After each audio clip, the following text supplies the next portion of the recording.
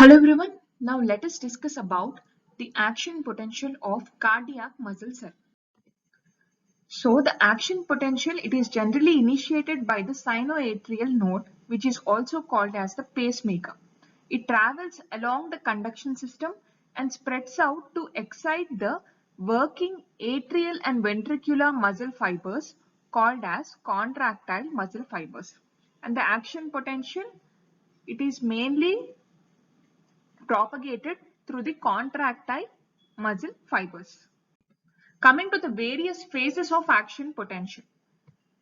There are various phases of action potential, especially during in the cardiac cell. They are phase 0 or depolarization phase, and the main ion channels which contribute to depolarization are voltage gated fast sodium channels.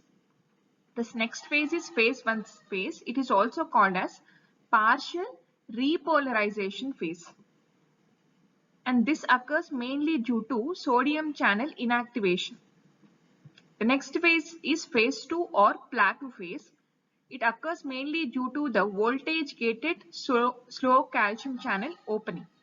And the next phase is phase 3 or repolarization phase. It is mainly contributed by the opening of voltage gated potassium channels. And the pacemaker potential is a different topic we will be discussing in the next session. As of now, we will be focusing on phase 0, phase 1, phase 2 and phase 3. So in general, the intestinal fluid sodium ion concentration is high. In the intestinal fluid, the sodium ion concentration is high, whereas in the cytosol, the sodium ion concentration is low.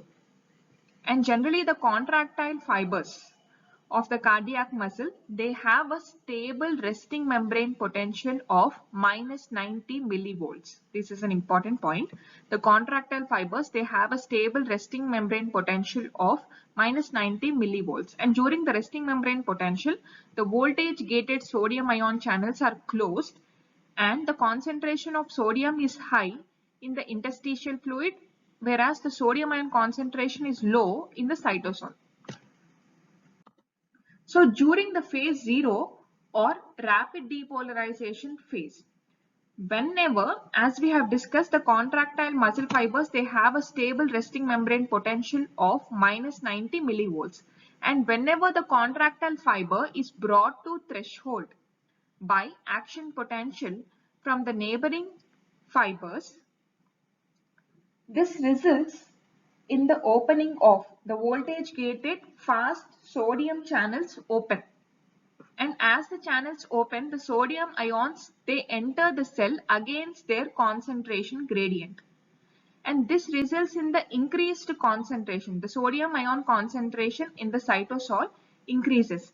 And this inflow of sodium down the electrochemical gradient, it causes rapid depolarization. Hence the phase is also called as rapid depolarization phase.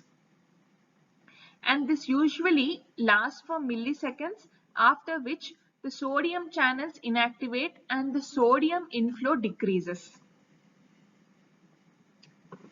And the sodium ion channels are referred to as fast because they open very rapidly in response to the threshold level depolarization.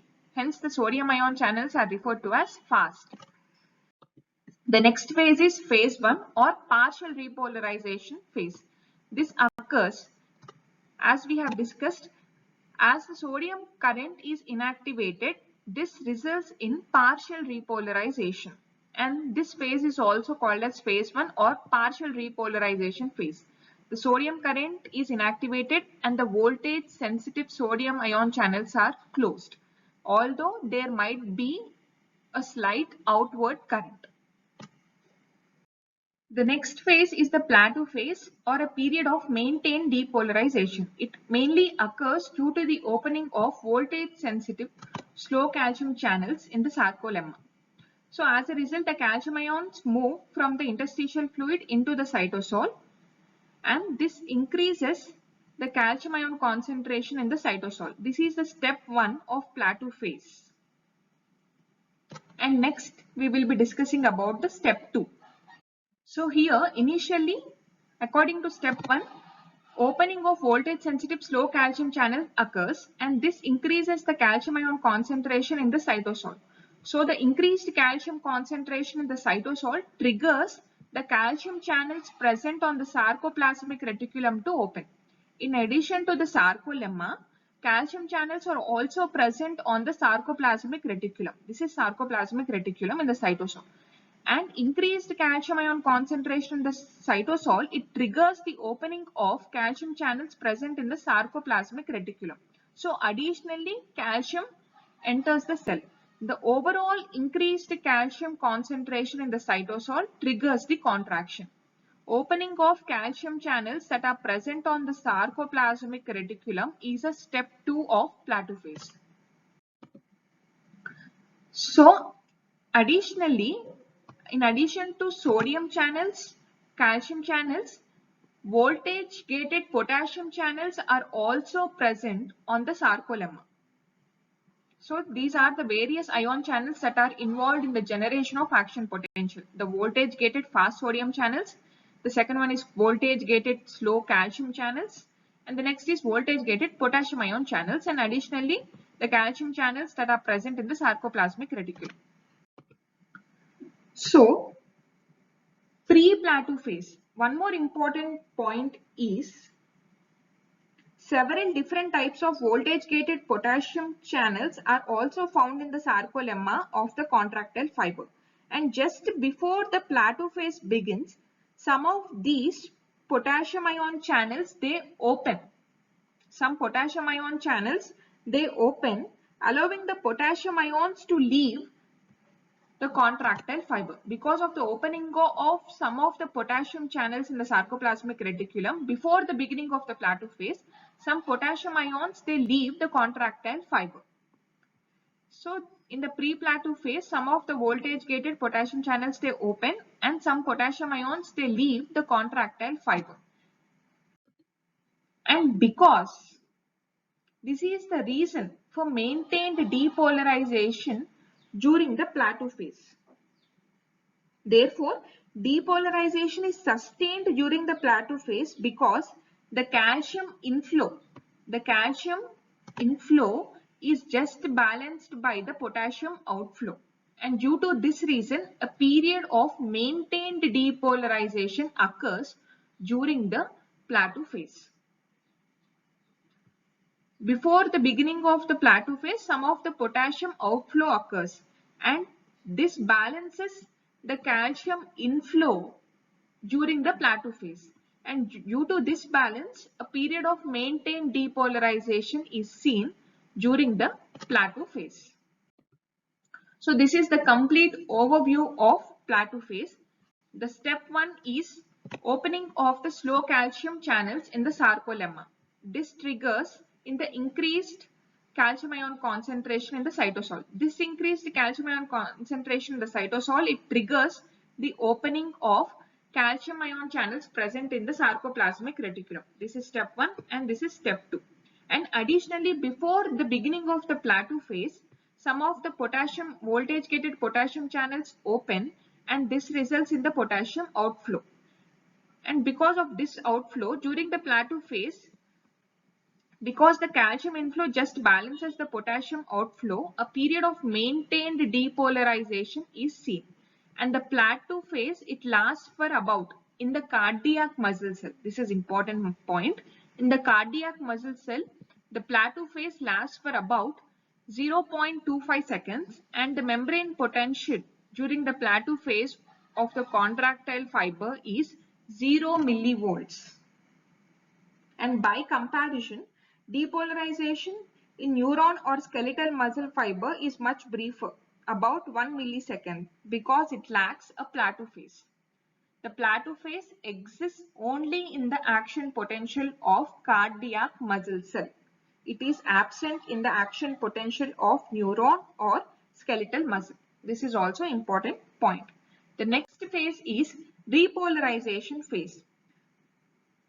After a delay, additional potassium channels, they open out they result in the outflow of potassium. It restores the negative membrane potential, negative resting membrane potential. Additionally, the calcium channels in the sarcolemma and sarcoplasmic reticulum are closing, which contributes to repolarization. So during the repolarization phase, additional outflow of potassium occurs, which restores the negative resting membrane potential of minus 90 millivolts. In addition to increased potassium outflow, the calcium inflow is also decreased due to the closing of calcium channels present on the sarcoplasmic reticulum and sarcolemma. So this is the main effect of repolarization phase. Coming to the mechanism of contraction. The mechanism of contraction is similar in cardiac and skeletal muscle. The electrical activity or the action potential, it leads to the mechanical response after a short delay. Mechanical response is nothing but the contraction. And as the calcium ion concentration rises inside the contractile fiber, the calcium binds to a regulatory protein called troponin. This binding allows the actin and myosin filaments to begin sliding past one another, and a tension develops and contraction occurs. One more important point is substances that alter the movement of calcium ions through the slow calcium channels, they influence the strength of heart contraction. For example, epinephrine, it increases the contraction force by enhancing the calcium flow into cytosol. One more important point in the action potential of cardiac muscle cell is refractory period. So what is refractory period? The refractory period is the time interval during which a second contraction cannot be triggered. This is an important point. Refractory period is the time interval during which a second contraction cannot be triggered.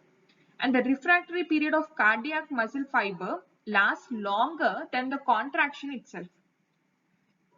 As a result, another contraction cannot begin until relaxation is well underway. This is an important point. The refractory period of the cardiac muscle fiber, it lasts longer than the contraction. And one more important point is tetanus does not occur in the cardiac muscle. Tetanus is nothing but a period of maintained contraction. It usually occurs in the skeletal muscle, but in case of cardiac muscle, tetanus does not occur. This is advantage because if you consider the working mechanism of ventricles, their pumping function depends on alternating contraction, that is when they eject blood, and then relaxation. During the relaxation period only they refill, and if the heart muscle undergoes maintained contraction, that is tetanus, the blood flow would cease. That is the reason why the cardiac muscle cell does not undergo tetanus as in the case of skeletal muscle cell. By this, we complete the action potential of cardiac muscle cell. Thank you.